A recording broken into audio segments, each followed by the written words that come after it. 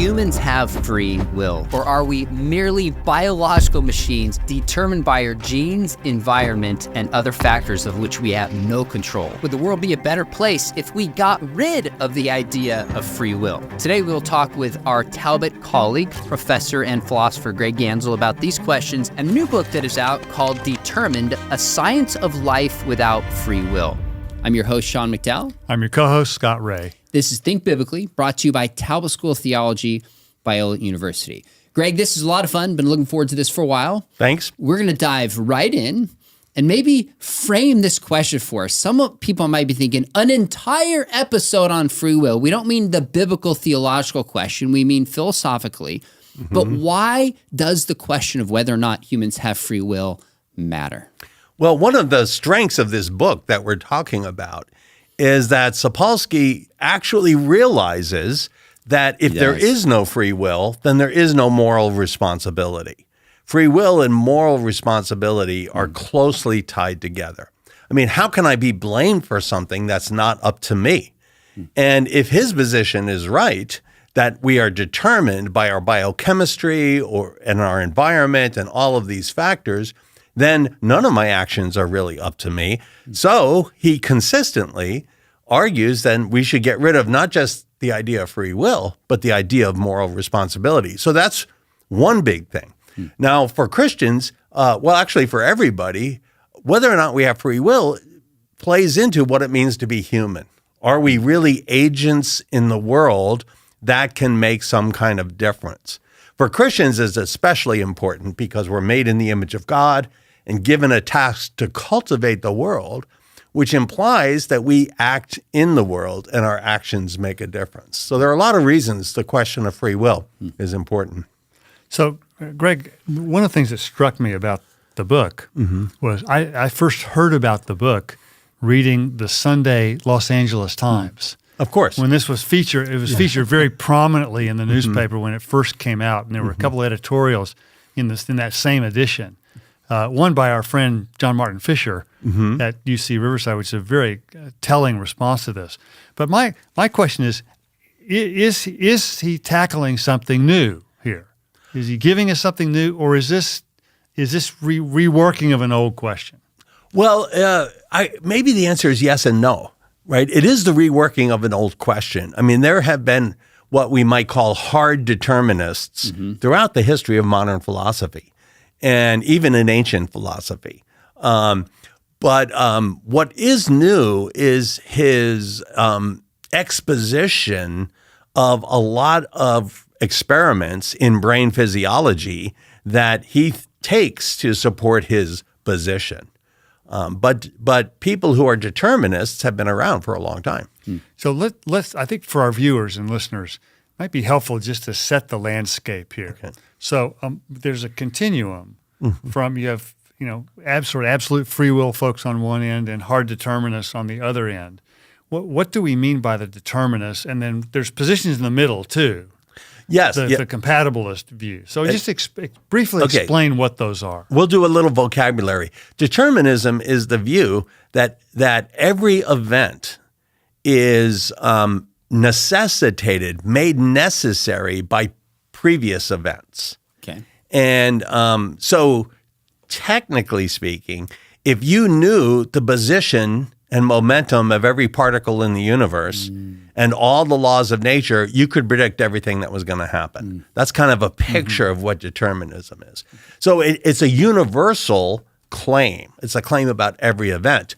You might, in your research science, have kind of a limited determinism where you do an experiment and you're trying to isolate all the factors so that you can identify, what is doing the work in a particular place. That's not the same as determinism as used here. Okay, so define free will then. Okay, so free will is the notion of that a human being has agency, that what happens is not due simply to the previous events, but the human being acts in such a way that the responsibility for the effect can be traced to the person. Okay, so you act A, could have done B, The decision is up to you, maybe influenced by some of the factors that he gets into, environment, parenting, biology, but you still have a sense of agency that you can choose and pick things and hence be held responsible. Yes, but we all know that parenting has very little influence on our children. Exactly. Now, for the record, he's very clear that he's a determinist. Yes. He says the answer is that the behavior happened, some choice that somebody makes, because of something that preceded it caused it to happen.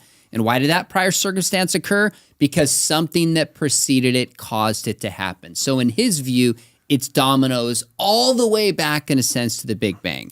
Exactly. Now, this kind of gets us to the next question. Why does the question of whether or not we have free will have worldview implications? And by the way, as you're thinking of your answer, I think it's great that he concedes, and I think it's obvious that cross-culturally and even kids naturally believe in free will. It's like we have to be talked out of it. Yep. And he's kind of talking himself out of free will.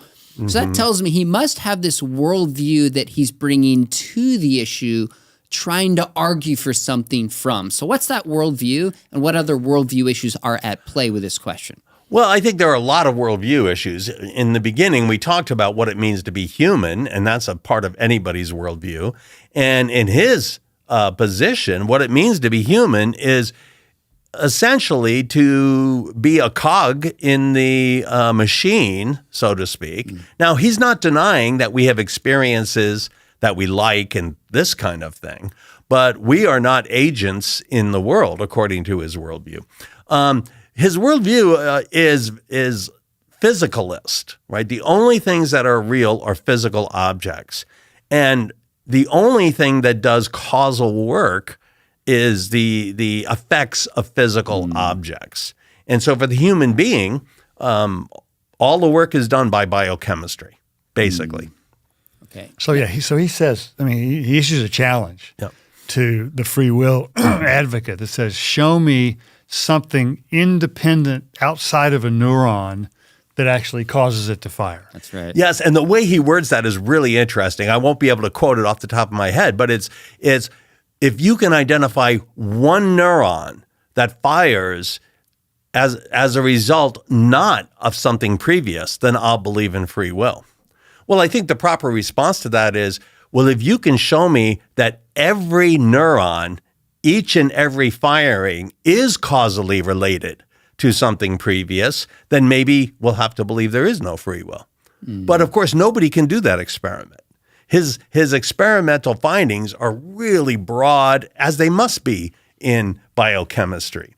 But in order to prove scientifically that the human person is determined, you would have to show that every neural firing is completely caused, not partially caused, but completely caused by previous neural firings. And that, as you said, the dominoes go all the way back. So is it fair to say, if the evidence pointed towards determinism, this favors a materialistic worldview? It seems to, but there actually are concepts of free will that are compatible with determinism. And this is called compatibilism. It's a pretty good name because an action can be determined and free in the same at the same time. Okay, so how so? Okay, so a basic compatibilist view is going to be the view that the action is free if I do it because I will to, and if I didn't will to do it, I wouldn't have done it. Okay, and that's sufficient for freedom and moral responsibility. And of course, that's also compatible with the notion that my will is determined.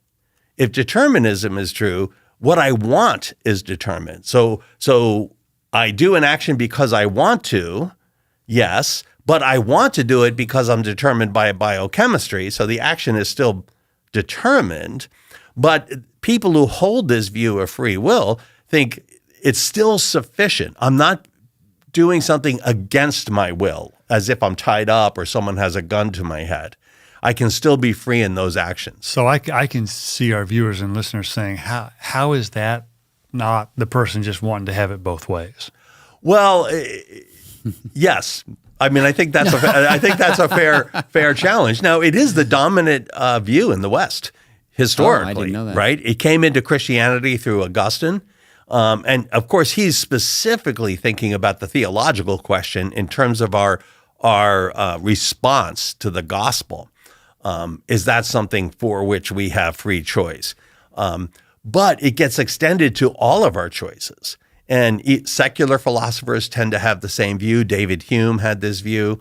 A lot of contemporary philosophers are compatibilists of one kind. And I think part of it is they have this hunch that biochemistry is all there is. And yet we still want to say moral responsibility. So he starts with this physicalist worldview. Yeah. And he's looking at the world through the lens of science. To him, this is not a philosophical question. It's not a historical question. It's a scientific question. Mm-hmm. Walk us through kind of how he makes his case before we get to some of our differences. Okay. Well, he is happy to draw on the work of philosophers. I mean, he quotes a lot of philosophers. He does. That's true. But the real case is made through scientific experiment. So he will explain these complicated experiments that show, like the Libet experiment is one he refers to quite a lot. I think it does most of the work for him. That the Libet experiment goes like this. Well, okay, hold on. We'll come back to the Libet experiment. Okay. He actually ends up rejecting it, as you know. To me, it seems like the case he's making is he's listing all of these factors that shape us. So our genes influence us. Parenting influences us. The environment we're in influences. Certain chemicals like oxytocin and testosterone. And it's kind of like he's saying what these are doing is squeezing out any room for free will when you add up all of these physical factors. He's kind of doing that. I think my take is when he talks about environment and parenting and things like this, and, did you make this decision in a context where you didn't get enough sleep and things like that? Right. These are really intuition pumps. In a sense, he's just trying to get us to think, oh, yeah, these things influence us. But when it comes down to his theory, I think all of the causal work is done by biochemistry. Now, it might be that some of these things enter our bodies through our sense experience or what have you and affect the biochemistry. But when it comes down to something that feels to me like a decision, it is a function purely of neural firings in my brain. So that's really the key. It feels like we make a decision. Yes. And he would say even these sentiments and these feelings bubble up from some prior physical cause. Absolutely. That makes sense. He has to say everything does, yeah. But if I read him correctly, he doesn't say that all of these factors, none of the factors individually are sufficient to eliminate free will. But if you put them all together, they form this seamless garment that just leaves no space for free will. Is that a fair assessment? I think he is trying to do that, but it's terribly unsuccessful because none of these factors are fine-grained enough that we can be confident that every action that I perform is a function of this set of things. It kind of gives us this is why I call it an intuition pump. It gives us this sense that we're not as free as we thought we were. And then we carry that into the brain experiments. This is, I think, his rhetorical strategy.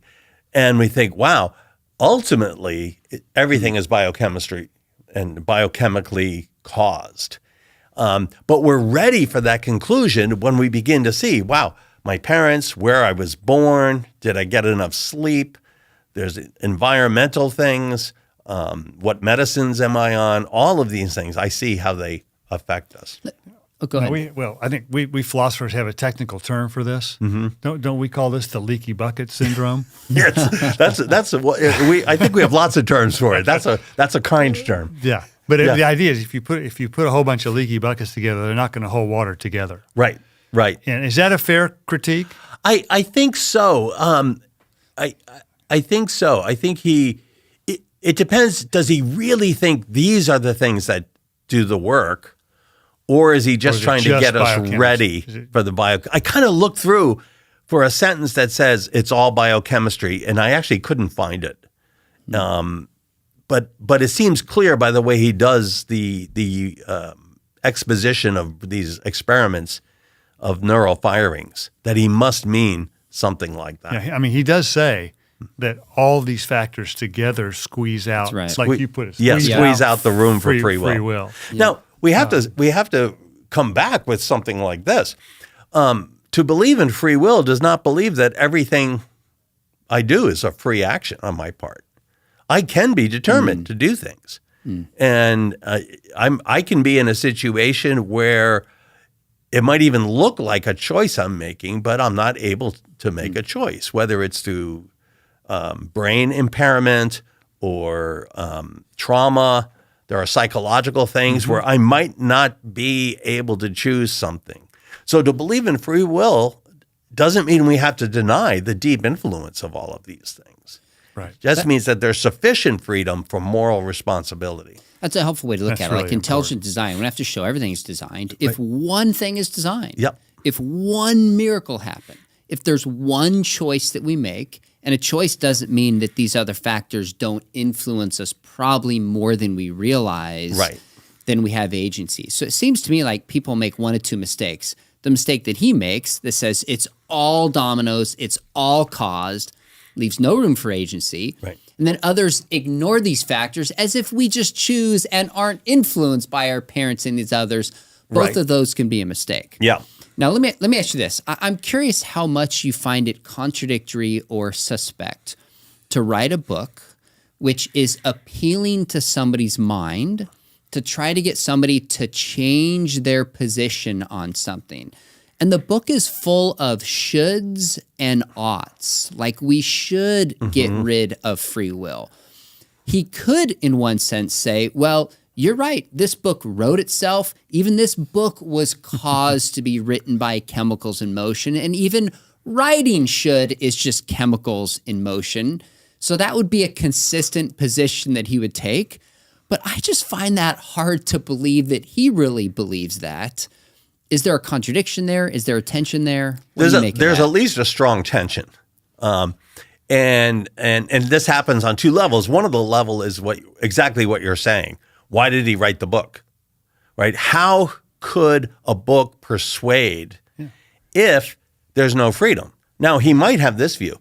And this would be a view that B.F. Skinner had, who was a psychological determinist. Behaviorist. The behaviorist. He could have the view that this book will, as people read this book, it'll have a causal influence on the neurophysiology, and that causal influence may have them reject the belief in free will. Yeah. And even the use of the word should, he might think that's going to have more causal efficacy because these people kind of still believe in free will. I'm not sure he was that conscious about it. Now, there's a deeper problem, which I think is devastating for his position. If everything he does is due to biochemistry, then he's got this problem. Chemical reactions don't have content. Our beliefs have content. So I believe that there is free will. I believe that there's no free will. And if my belief is the way my belief is caused, on his view, has nothing to do with the content of the belief. It's just a kind of a certain kind of neural firing that seems to me to be the belief in free will. And I'm not being, on his view, I'm not actually being persuaded by reasons. I'm being caused by biochemistry. It's as if his view is, I could just as easily inject you with a drug that changes your beliefs. You're not believing based on reasons. You're not doing anything based on reasons. Everything is what the philosophers call bottom-up causation. The small particles interact with each other, and that's what causes everything. And so to respond to reasons is to respond to the content of the reasons. And that doesn't work if all the work is done by biochemistry. By the way, a little side note, we had a pretty prominent atheist coming in to speak to our students, who I won't mention, and he hinted that if people had the wrong beliefs and we could control beliefs by the brain, we'd be justified in going in and changing them to the beliefs we want to have. And I thought, wow, he is drawing this to its logical conclusion, which dehumanizes us. Yes. Well, and he admits he's uncomfortable with the real life implications of this. Yes. And admits, I commend him for this, for his intellectual humility and honesty with this. That he admits that he finds it really difficult to live this out, and admits that he can't. He not that he can't, but he just doesn't. He doesn't want to go all the way with it. Now, I think he does make some. I think some really important points on sort of historically the way we have in the past held people accountable for things that we now know are biochemically caused, right? And that we don't hold people responsible for that in the same way that we did before. But that seems to me to be a jump from these sort of outlier diseases to now everything being biochemically caused. Is that a fair reading of that? I think it is. And I found that part fascinating, and it supports his view that, look, if there's determinism, the way he frames it, then there is no moral responsibility. And then he says, look, we have come to see that certain other things are outside of the person's control, so we no longer hold them accountable. He wants to do this with everything because he thinks everything we do is determined in this way. But he still believes that there's a place for imprisoning someone, for example. Yes. On what basis would that be the case if there is no, moral or criminal culpability? Well, there's no moral culpability. I mean, there might be in the best interest of society to isolate people who have habitual tendencies towards violence, and the protection of society could be codified into rules that become our social laws. And so there are pragmatic reasons to imprison someone. And of course, those pragmatic reasons are all caused by biochemistry. So that is so interesting, because at times he finds himself in this tension. Towards the end of the book, he says we don't want to shame people who struggle with alcoholism and say you shouldn't do this. But when it came to things like pedophilia, I believe is an example, we should say that you shouldn't do this because it gets different results that we want. So it's not out of moral praise or moral blame or culpability. It's the language that we use for pragmatic results, which to me just betrays everything we deeply know about right and wrong and what it means to be human and makes us different from the rest of the world. Of course, he would disagree with that. Let me ask you this question. He kind of frames this whole thing. He says about this book, it's about the science of why there's no free will and the science of how we might best live once we accept that. So his book is about two questions. One, there's no free will, and two, how we should live in light of there being no free will. And he says, quote, on page 10, there's the science of why there's no free will and the science of how we might best live once we accept that. Are either of those even scientific questions? Well, I think the first question could be scientific if you could isolate every neural firing and show that the brain is nothing more, that the human person is nothing more than a biochemical system. But that is impossible, right? It's too fine-grained. Right? It's not just impossible because we're not smart enough now.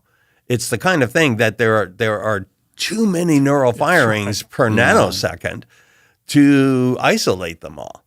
And so in principle, it could be a scientific question, but it's not the kind of question in reality that science is going to be able to tell us.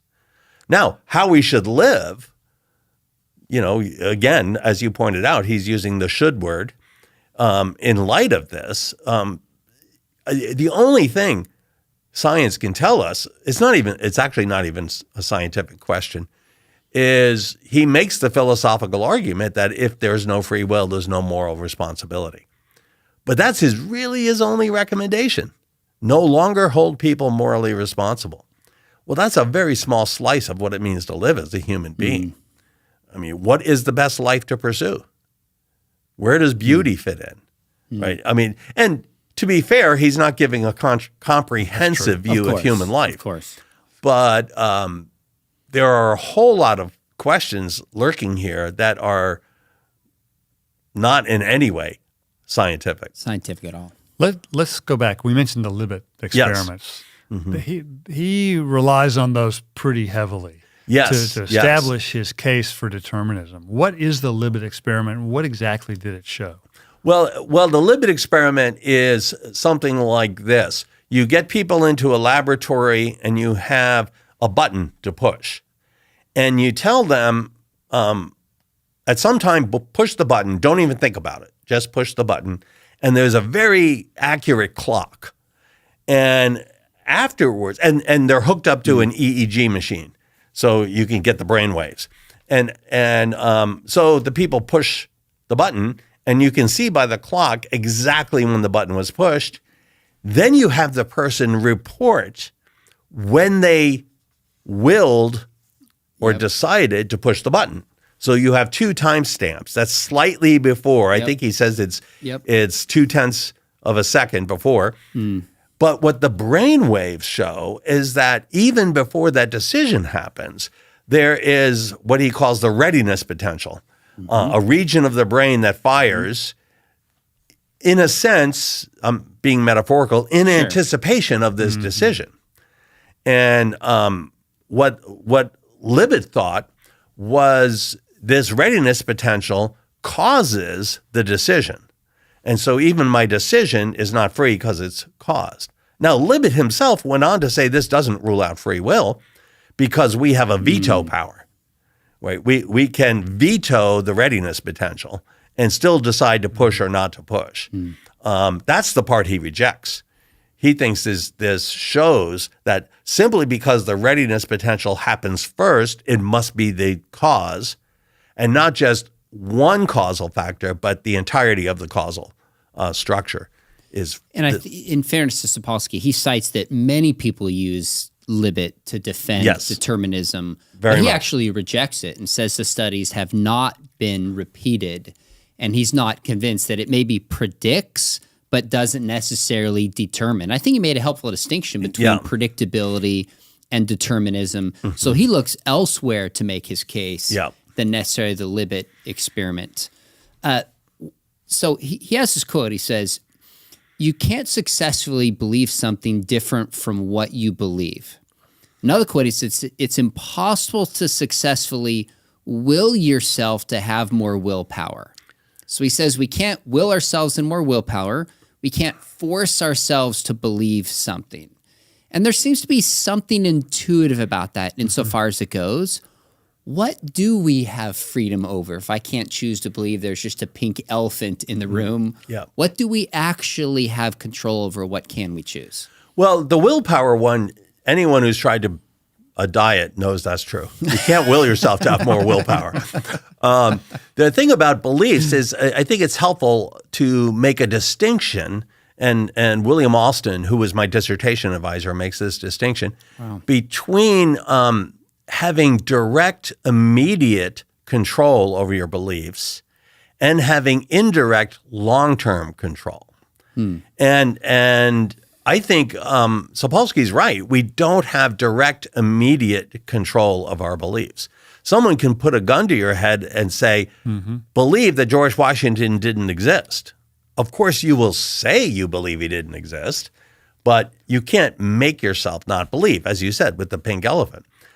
So we don't have immediate control over our beliefs. Now, we might have a long-term control. Okay. So there are some examples like, and Alston uses these, if I'm thinking I don't want to believe in God anymore, well, I'll start going to atheist clubs and listening to atheist podcasters and not read Sean McDowell's response.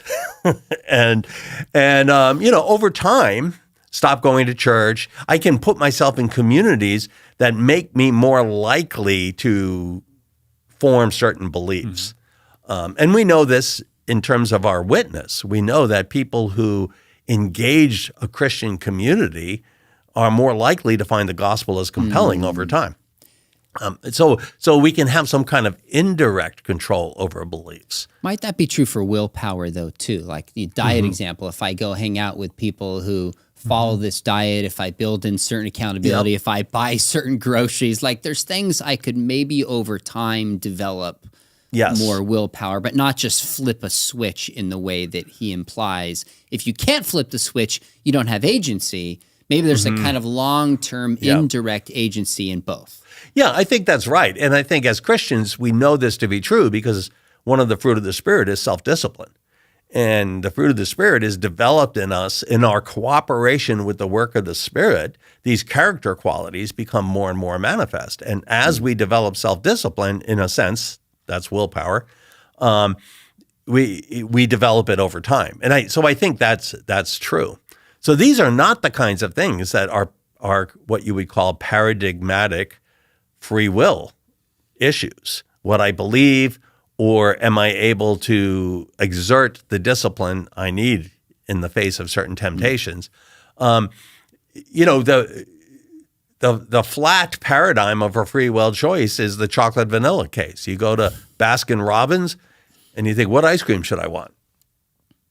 What do I want? It's up to me. I can choose butter pecan or chocolate almond or both in a big bowl. That's what I would do. And you make the choice. It's much more clear to our experience that cases like that are free because we're not talking about deeply ingrained pulls or temptations, like on the diet example. Sure. Or our cognitive faculties, our beliefs are just not the sort of things that are under our direct, immediate control. But it's very hard to convince you that in the ice cream case, you're not choosing freely. Which one you choose is up to you, and you could have chosen differently.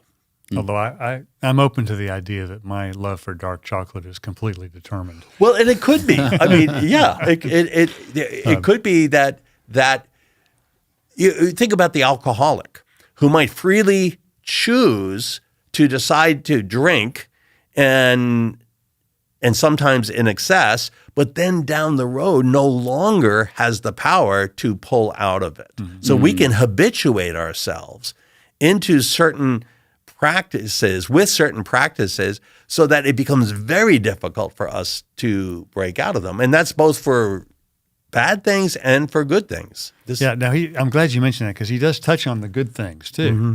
And he says, he's very critical of the sort of pull yourself up by the bootstraps mentality, that we can't will ourselves to do that. And in doing so, seems to me he calls into question the whole notion of merit. Yes. And he said nobody can say that they have gotten what they deserve. Mm. Yes. So it not only impinges on epistemology and our belief system, but on our political philosophy. Very much as well. If there's no moral responsibility, it's very hard for there to be merit of any kind. And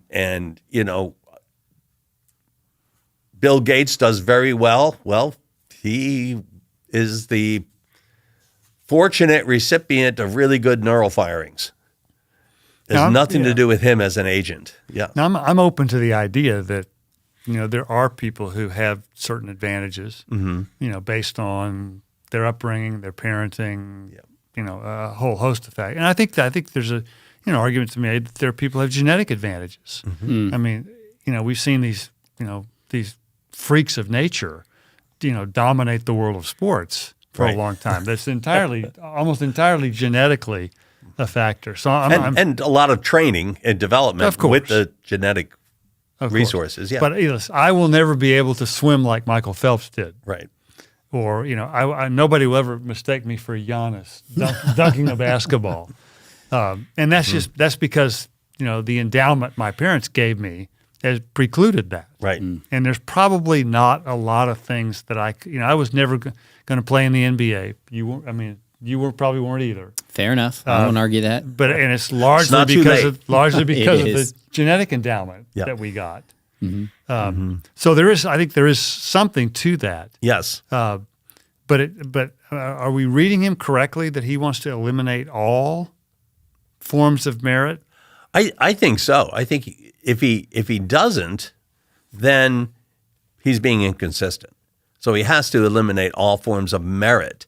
Now, that doesn't mean certain things shouldn't be rewarded, because that's part of the causal structure. And you think, so if we eliminate merit, that doesn't mean that Bill Gates shouldn't make more money than me. I don't think he would go that far. I don't know what he would say about that. But it's part of the economic system, and where Gates happened to have his genetics and biochemistry put him, that he made a boatload of money, and we philosophers generally don't. And so that might still be appropriate, but it's not based on merit. He doesn't deserve it. It's something, think about it this way. On his view, everything happens to us. Bill Gates' success happened to him. He didn't do it. Yeah. So let me ask one more question on this. He brings up the concept of moral luck. Yes. As being, some people are they're just situated in a place where they are more inclined to act morally than others. Yes. But that, I think he would say too, that happened to them. It's not something that was chosen. Exactly. Is that your understanding of moral luck Yes. and how that fits in here? Yeah. So the prime case is this. You ask a classroom of undergraduates, if you were 18 years old in Germany in 1939, would you resist the Holocaust? And everyone would raise their hand. Of course. And you think no. In fact, most of them wouldn't resist.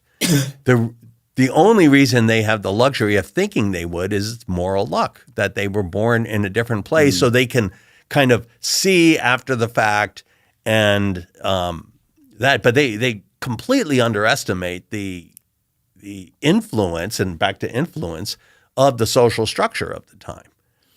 I think when he says more likely to behave a certain way, and the way you framed it betrays the fact that it's not fully deterministic. Yeah. There's a difference between saying most of us overestimate our moral virtue Yes. and none of us being able to choose and do the right thing. Those are different points. And I think you're right in the literature on moral luck that it's not deterministic. It's I have the good fortune of not being subjected to certain temptations that others have been.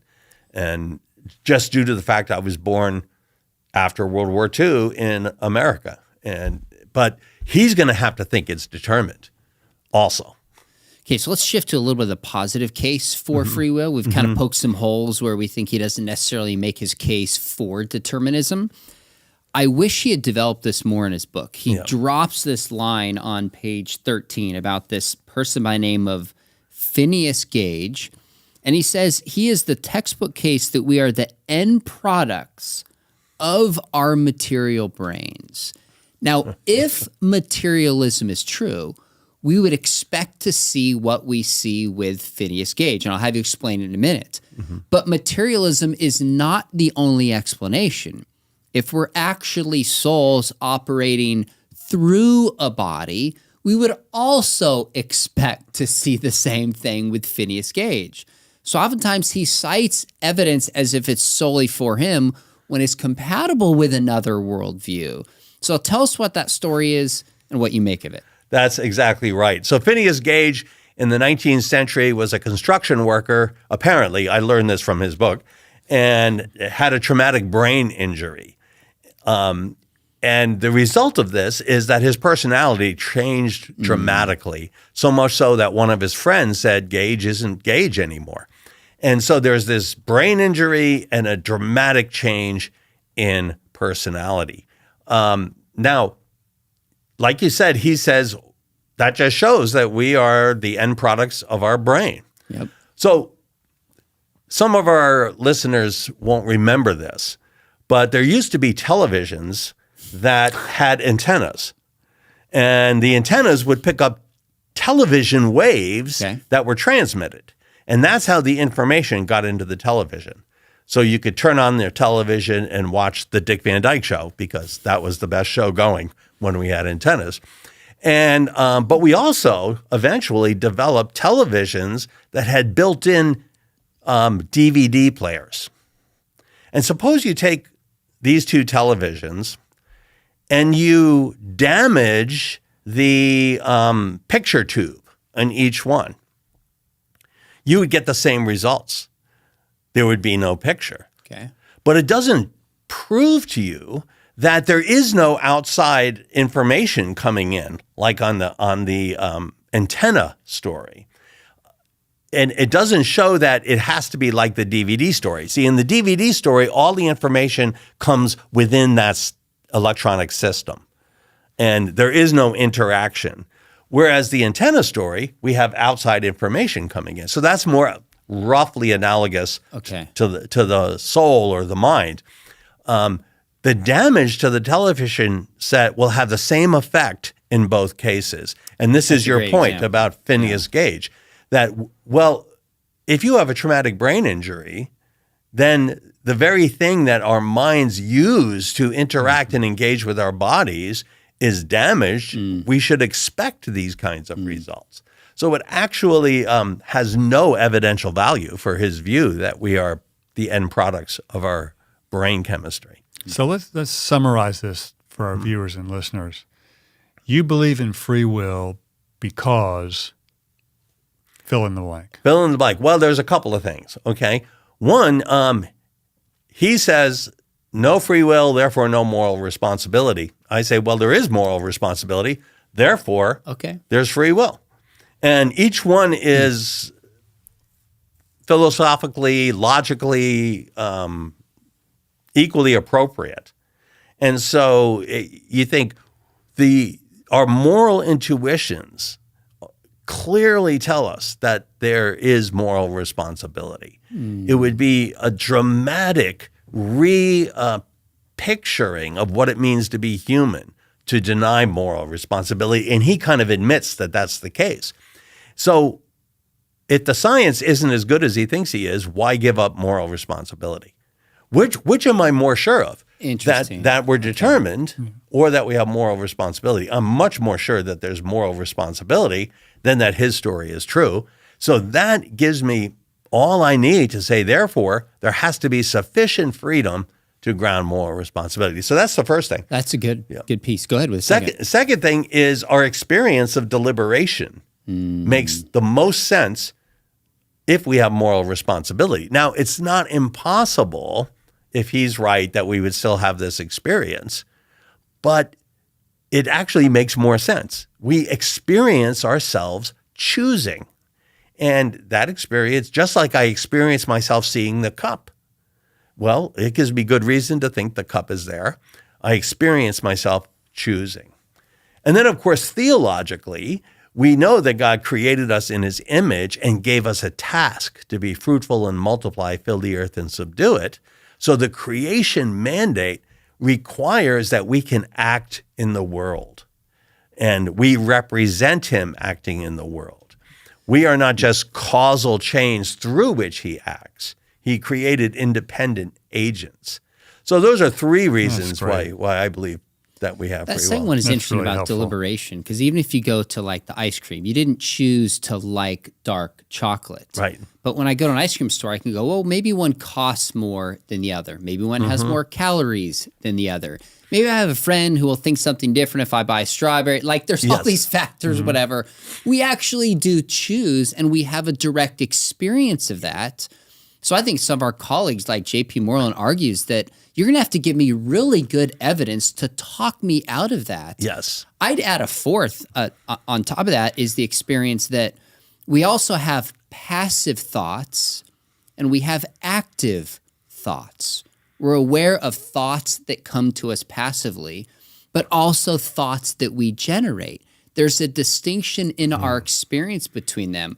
We're also aware of certain bodily actions we don't choose that happen to us, and bodily actions we actively choose. I think it's an example of Wilder Penfield, who said they would, take somebody's arm and they would kind of shock them. The person could say, something else is moving my hand, Right. and I am choosing not to move it. I mean, there's a direct phenomenological experience of this. Why should I give that up?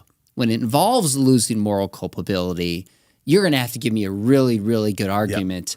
I don't think he makes the case in the book. Yeah, I think the rhetorical power of the book is that everybody thinks that everything should be given up in the face of science, even my experience of these things. And what you're saying, you're putting your finger on the fact that that's not true. That's not reasonable. You're not being anti-scientific to say, look, you need a really good reason for me to give up my experience of the distinction between active thoughts and passive thoughts. That's not being anti-science. But we have this kind of cultural pressure that if the scientist says there's no free will, the LA Times is going to write about it. When the philosophers say that's crazy, it doesn't make the news, right? Interesting. And so It I was think you're right. It was in the editorial page. Yeah, of course. Okay, good. But it was not on the same, not considered on the same level. Right. That's good. So let's wrap this thing up. Give your quick sense if you would recommend the book or not. For me, it's 400 plus pages. Felt like it could have been a lot shorter. I enjoyed some of his writing style. I think he makes it kind of jovial and fun at different points. I found myself reading it going, this should have been a 150, 180 page book. What's the point here? And kind of skimming through it. And I think there were a lot of people like John Eccles, just a brilliant scientist who he just wrote off and said, well, no one takes him seriously anymore. I'm like, wait a minute. What about his ideas? I've met him. Oh, you did? Yeah, How interesting. at a conference, yeah. He did that quite a few times. I thought either he's not aware of or he ignores a significant literature on substance dualism that's making a comeback that deserved at least some interaction in this book. So that's my quick take. What's your quick take? I mean, it's a very pleasant read. Agreed. But one of the problems for the way you said it, that he's got this jovial tone, which is very pleasant, is he skates over details that need to be articulated precisely. So I wouldn't recommend it for undergraduates, maybe advanced undergraduates, people that have enough training to catch him at his rhetorical ploys. I mean, by that I don't mean he's intentionally pulling a rhetorical move, right. But because the sheer repetition of so many experiments has this accumulative force that could be persuasive. I don't think anyone should be persuaded by it, but it's not a bad text to read to help people think, okay, how do we respond? Where are the arguments?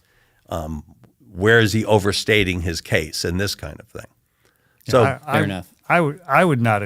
I think this would be for somebody who's got some philosophical background, right? Who's got and some time, and some time, who's got the chops to work through some of the arguments and see it for what it is. Yeah, I think that's right. I mean, I'm glad I read it. I think it's I think he got a few things right. But I think the underlying worldview questions were the big issues for me. Yep.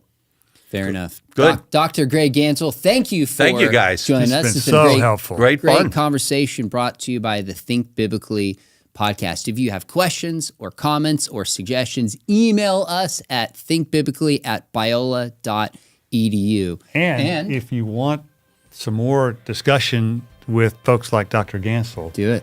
Come consider our MA program in philosophy and our MA program in Christian apologetics. Visit talbot.edu in order to learn more about both of those programs. By the way, I teach in the apologetics program, and my wife has said when I did the MA Phil program, it was transformative to me. So we hope you'll join us. Check out talbot.edu and make sure you hit subscribe. We'll see you next time.